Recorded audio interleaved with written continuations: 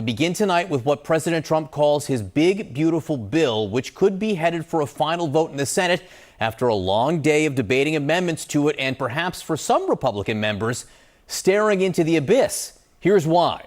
Polling consistently shows it is strikingly unpopular with voters. The Congressional Budget Office estimates it adds more than $3 trillion to the national debt and could deprive nearly 12 million Americans of health insurance through Medicaid. That in it now comes with a double dose of existential terror for Republicans on the fence.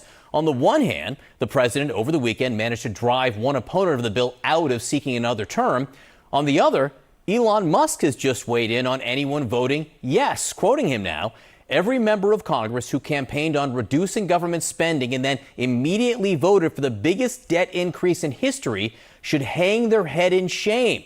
And if that weren't enough, he adds, and they will lose their primary next year if it is the last thing I do on this earth. Now, given that his Mars mission won't be ready to go for years, that's a lot of primaries.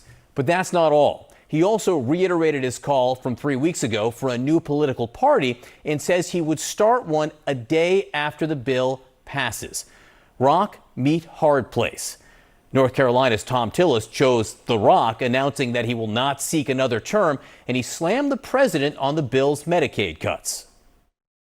What do I tell 663,000 people in 2 years or 3 years when President Trump breaks his promise by pushing them off of Medicaid because the funding's not there anymore, guys? It is inescapable that this bill in its current form will betray the very promise that Donald J. Trump made in the Oval Office.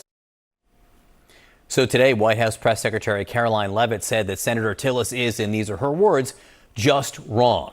But listen to what the president has been saying on the subject going back a decade and decide for yourself.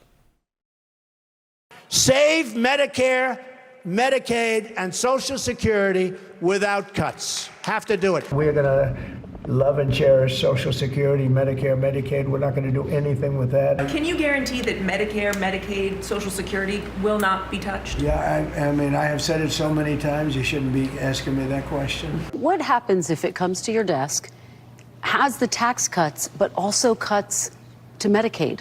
Would you veto that? Well, we're not doing that. Would you veto that? that? I would if they were cutting it, but they're not cutting it. We're not cutting Medicaid. We're not cutting Medicare.